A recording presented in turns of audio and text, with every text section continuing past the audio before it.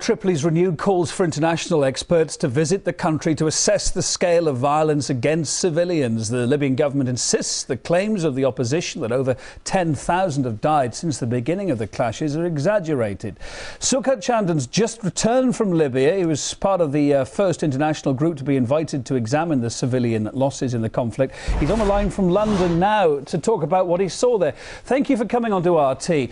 What impressions and evidence did you bring back with you then?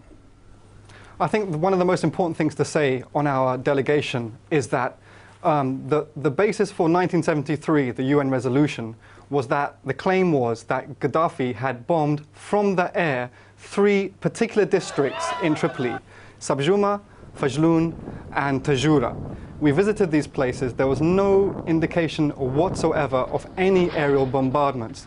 So it just goes to show that if there's a claim, this has to be actually corroborated properly, and that hasn't been done. And what we've had is a situation where NATO has gone to war against a sovereign nation on the base of an allegation, which, in terms of our findings, was just baseless. OK, right, I take in what you say there, but of course you were invited across by the Gaddafi regime, the Libyan government. It begs the question, were you shown the whole picture? Did you see really everything that was going on? Are you absolutely convinced that you did? Well, you know, you're obviously right to say that, but the point is that there has been no international investigative teams so far to investigate the NATO bombings as well. And so we were part of that mission. And so, I mean, I've just literally returned from the airport. I've come straight into the studio here in London. And the British response to our delegation is our head delegate is currently in Heathrow police custody suite being questioned. Being questioned this why? is the response about what? of the British authorities. What's he been questioned about? Can you tell us? Well, I don't know. I returned with him to the airport. We passed passport control, and he was taken straight away by the police. And now me and my colleagues are trying to find out. He's incommunicado. Okay. We assume he's in Heathrow custody suite. So this is the British response to a peace initiative. We went there to meet the Archbishop of Libya, the Vatican's envoy there, and it's these type of meetings that was taking place. And Can you just tell our viewers who went across with you, who was also part of your group? What sort of people went across? It was a mixture of professionals, doctors, independent journalists. So it was a cross section of people, English, people from different backgrounds, but all of us were actually British nationals. Okay.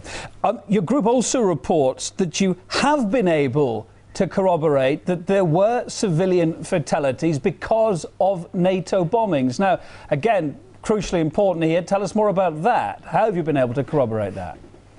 Well, you know, speaking to these British journalists in Tripoli was very interesting. They've been there for over 2 months. They've only been able to corroborate 1 civilian casualty from the NATO bombing.